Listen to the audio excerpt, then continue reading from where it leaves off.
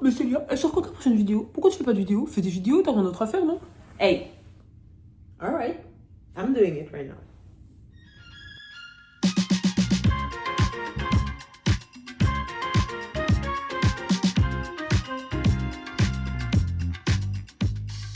Bonjour, comment ça va? J'ai essayé de filmer cette vidéo un peu plus tôt dans la journée, mais je sais pas trop pourquoi, mais j'ai été un peu submergée par mes émotions, comme ça partait en couille très vite. Cette fois-ci, j'ai pris des notes pour pas me perdre dans des inepties, parce que je me connais, j'ai tendance à partir un peu trop loin. Je fais tout le temps ça. Bon, bienvenue dans la première vidéo du calendrier de l'Avent 2025.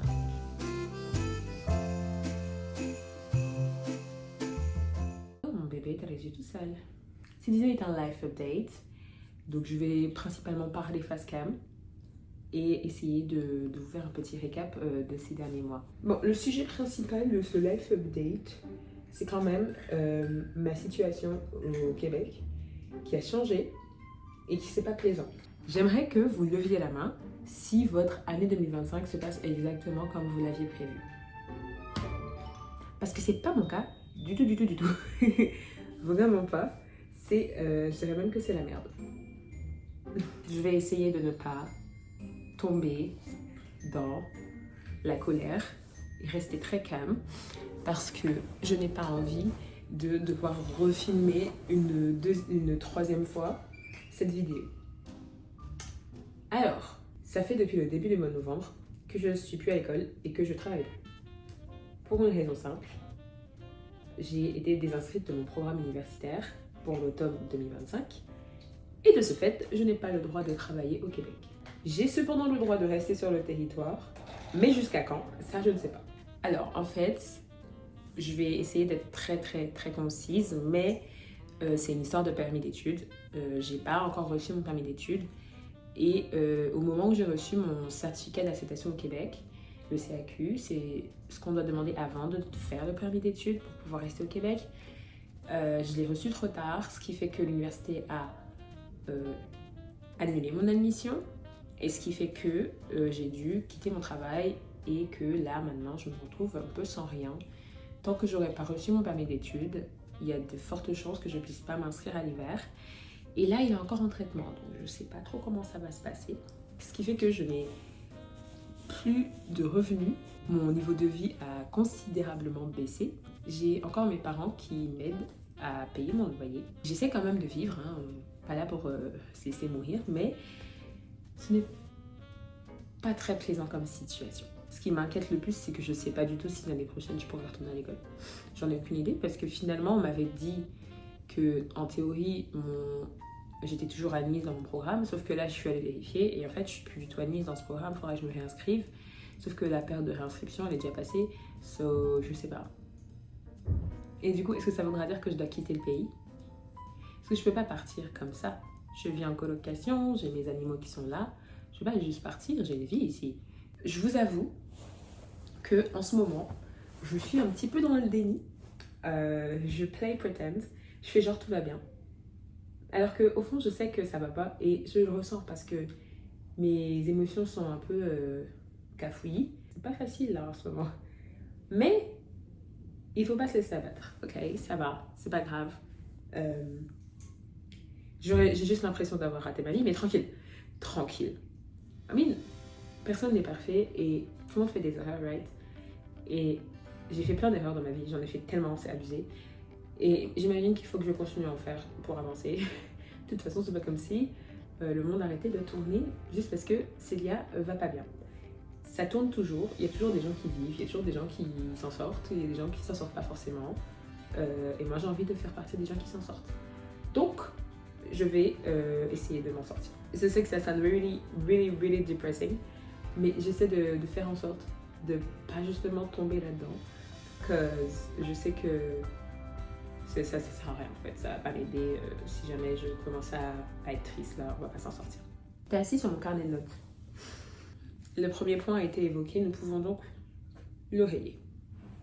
Second point que je voulais aborder. Pendant qu'il est là, je vais vous parler de mes pets. Yankee, mon chat. Je pense que je vous ai jamais présenté mes animaux convenablement. Ceci est mon chat. Ceci, Yankee. Je pense type européen, chat de gouttière, tout ce que vous voulez. Je sais plus quel âge il est exactement. Je pense qu'il doit avoir quelque chose comme 5 ans. Qui est très heureux, j'espère. Mon Kokoro espère que tu es heureux, mon chat. Et j'ai également un chien qui était là tout à l'heure, mais qui est parti se mettre dans son panier. Sashka, qui est âgée de 9 ans, je crois. Je sais jamais. 9 ans. Elle a 9 ans. En fait, c'est parce que pendant un long moment, je disais qu'elle avait 9 ans alors qu'elle en avait 8. Du coup, je suis un peu mindfuck. Dites-vous qu'elle est née le 8 février. Donc bientôt, elle aura 10 ans. Donc on va dire qu'elle a bientôt 10 ans. Et voilà, je voulais juste parler de mes animaux rapidement parce que je n'ai jamais vraiment fait. J'ai un chien et un chat. Ils sont cute, ils sont mimes. Par contre, j'ai un secret à vous avouer. Très grave le secret. Hein. Je pense que des gens vont me détester pour ça. Et je sais pas, j'espère que personne va me tomber dessus. Mais depuis que je suis au Québec avec mes animaux, je ne les ai jamais emmenés chez le vétérinaire une seule fois. Jamais. Enfin, si, lui, une fois aux urgences parce qu'il avait une infection urinaire. Mais sinon, jamais. Je vais faire des efforts. En 2026, je vais faire des efforts. Je vais emmener mon chien et mon chat chez un vétérinaire. Comme ça, ils auront un veto. Je sais même pas si j'ai le droit d'avoir des animaux comme ça s'ils n'ont pas de veto. Je sais pas. Mais quand j'étais en France et en Guadeloupe, ils étaient suivis par des vétos. C'est juste qu'au Canada, c'est pas le même système. Du coup, je l'ai pas encore fait. Et je vous avoue, je vois pas l'utilité non plus. Mais j'imagine que j'ai tort. Dites-moi si j'ai tort. Franchement, je vous écouterai. Bon, mon moment de glow avec le soleil est passé. Ah, attendez, il revient un petit peu sur moi là. Give it to me, baby. Je vais vous parler d'un truc que j'ai fait récemment. C'est un peu plus léger, là. Le ton est plus léger, ok? Si vous me suivez depuis un moment, ou alors si vous êtes mes potes, vous savez que je suis célibataire depuis à peu près 1 an. Bah là, je crois que ça fait presque pile poil 1 an. J'allais bien dans mon célibat quand j'étais occupée. Là, je m'ennuie. Donc là, ça va plus. Mais le problème, c'est que, éternelle introvertie / timide que je suis pas vraiment du genre à aller vers les autres. Je suis un gars désespéré, comme on dit. Mais j'ai décidé d'essayer de sortir de ça. Et pour ce faire, je me suis mise sur des sites de rencontres. J'ai pas envie de dénigrer les sites de rencontres, ok? Cause I don't know anything about that shit. Like, je restais dessus pendant 2 semaines max. Et après, ça m'a saoulée, j'ai désinstallé. Mais en fait, je comprends pas le mécanisme du truc. Je comprends pas comment ça marche. En fait, qu'est-ce que je dois faire? Qui sont ces gens? Qu'est-ce qu'ils veulent? Est-ce que c'est moi le problème? Cause I don't know what's going on, ok? J'ai essayé 2 sites de rencontres. J'ai essayé Bumble et j'ai essayé Hinge. J'ai pas essayé Tinder parce que je me suis dit Tinder c'est comment dire, peut-être un peu trop ciblé plan cul, tu vois. Je n'ai jamais de ma vie fait ça, eu de plan cul, et je ne compte pas en avoir. Je n'ai pas cette envie d'avoir des relations avec des gens que je ne connais pas. En fait, moi je trouve ça chelou. Là je parlais juste de Tinder, donc ouais, j'ai pas pris Tinder parce que pour moi c'est, enfin j'ai pas eu envie d'essayer Tinder en tout cas. De toute façon, vu comment ça s'est passé sur Bumble et sur Hinge, genre why would I even try this one? It's the same shit, right? Isn't it? So, mon main problème, c'est que quand je swipe des gens, genre que j'aime bien, bon, il y a des fois où on me swipe pas back, ok, whatever. Mais quand on me swipe back et que personne n'envoie de message, je ne comprends pas. Genre, sur Bumble, il y a un mécanisme qui fait que quand c'est toi qui swipe en premier, c'est toi qui fais le premier pas. So, moi, je fais le premier pas, ok, il n'y a pas de souci, je suis capable. Mais si tu me réponds pas, ou alors si tu me réponds genre 12 heures après, I mean, my boy, where are we going? Ok, ça m'est arrivé que j'envoie un message, puis la personne me répond le lendemain, puis après ça, moi je réponds, il me répond le surlendemain, et j'étais là, mais...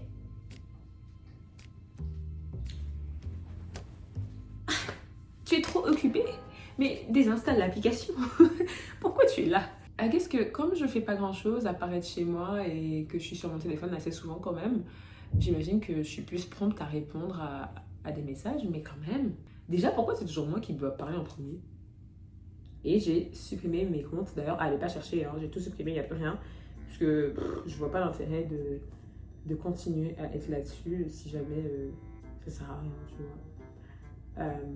Même juste en casual, genre en sourdine ou quoi, je vois pas l'intérêt de laisser des informations personnelles traîner sur internet pour rien. Voilà, je suis très très célib et ça me pèse pas vraiment, mais j'avoue que ça me manque un peu d'être en couple. Parce que je suis une personne qui adore être en couple en fait. Enfin, bon, j'ai été en couple une fois dans ma vie, mais je me suis rendu compte que j'aimais vraiment ça. Enfin, je sais pas, moi j'aime bien. J'aime bien l'amour et tout, c'est cool. Ça me gêne un peu. Je vais être honnête et transparente avec vous. Je suis un peu gênée de dire ça. Mais oui, j'aime l'amour et j'aimerais être de nouveau en couple. Mais je sais que ça va pas arriver de sitôt. Et une des main reasons pour laquelle ça n'arrivera pas, c'est parce que j'ai des standards qui sont un peu trop élevés pour moi-même. So, je refuse de baisser mes standards. J'estime que je mérite le meilleur. Parce que je suis une bonne personne, ok?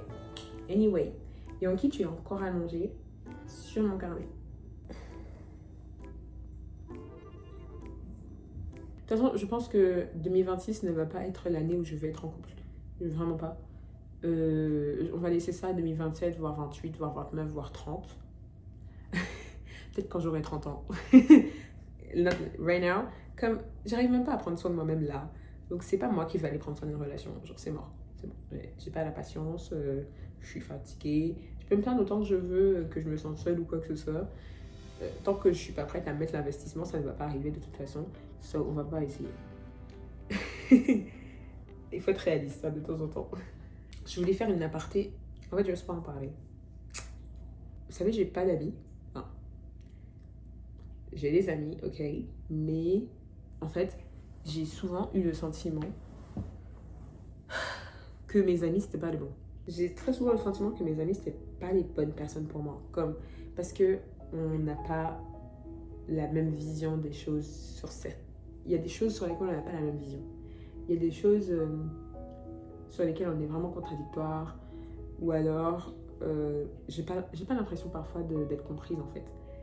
Et je me demande si ça veut pas dire que on n'est pas fait pour être potes, tu vois.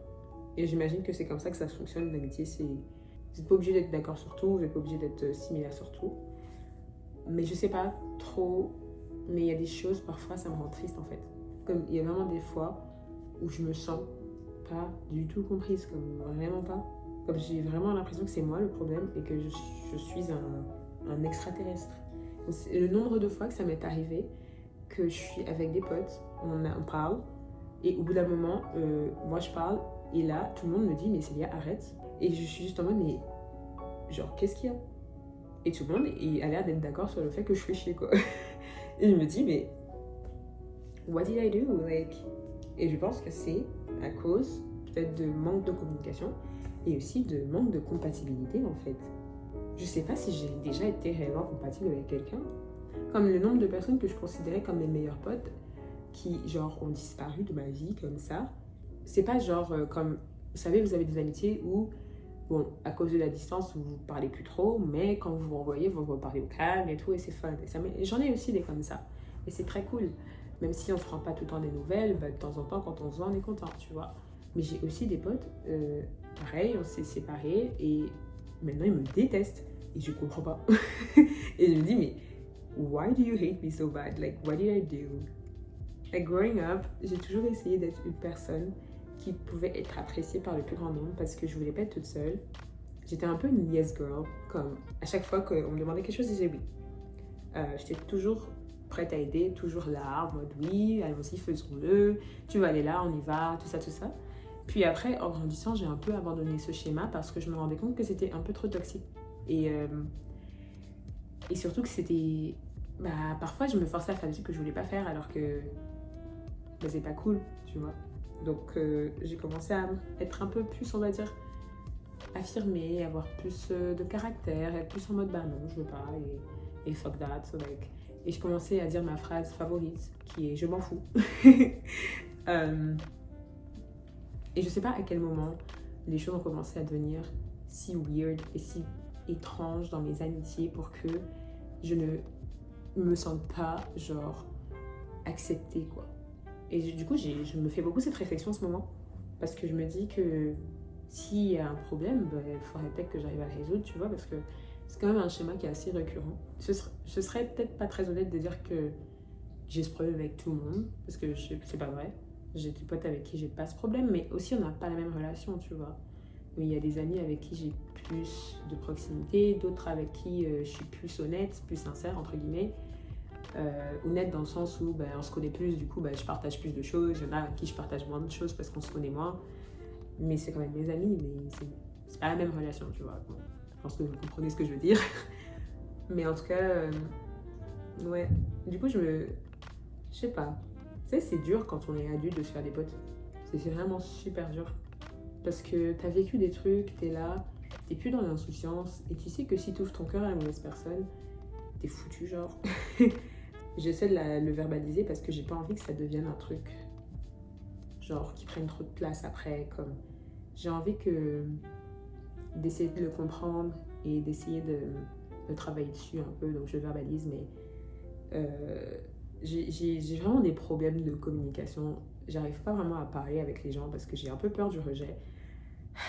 Mais bon, au moins je vous parle à vous. Est-ce que vous entendez bien avec vos amis? Est-ce que parfois vous avez genre des moments où vous vous sentez un peu en mode mais left out, like comme si il y a un problème et c'est toi le problème, genre.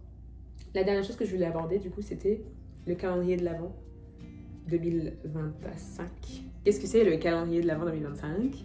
C'est une vidéo chaque jour jusqu'au 25, j'allais dire février, je sais pas pourquoi, jusqu'au 25 décembre. Je pense que vous connaissez le concept de calendrier de l'Avent, ça existe sur YouTube. En théorie, c'est censé être autour de Noël. Mais le fait est que, comme je vous l'ai dit, je suis sans le sou. J'ai même pas acheté de décoration de Noël, j'ai pas décoré mon appartement pour Noël. Le seul truc rouge, c'est mon plaid. Il n'y a rien d'autre qui est rouge ici. Donc on va voir ce qu'on peut faire. Mais je vous garantis pas du tout qu'il y aura une vidéo à chaque fois. J'ai envisagé aussi de faire des jeux avec mes colocs, des trucs comme ça. Mais guys, je suis vraiment navrée si jamais j'arrive pas à tenir 25 vidéos. C'est beaucoup de travail et il faut des idées et il faut que ce soit intéressant. Donc voilà, je promets rien. Voilà. Parce que quand je promets, j'arrive pas. Là, je promets juste rien. On verra où est-ce qu'on va. Et voilà. Bon, je vous fais des bisous et je vous dis à la prochaine pour de nouvelles aventures. Du coup, à demain, en théorie, parce que ça sort le premier. Donc, à demain. Merci d'avoir suivi ce live update. Ça fait 30 minutes que je parle là. Je suis fatiguée. Alors que je fais rien de mes journées, rappelez-vous. Hein. Rappelez-vous que je fais rien. Là, vous êtes là, vous travaillez, vous allez à l'école, vous faites plein de trucs. Vous avez sûrement vos examens d'ailleurs, bon courage. Ou alors vous êtes... vous avez un vrai job, genre, je sais pas, quelque chose. Dites-vous que moi, je fais rien. Voilà.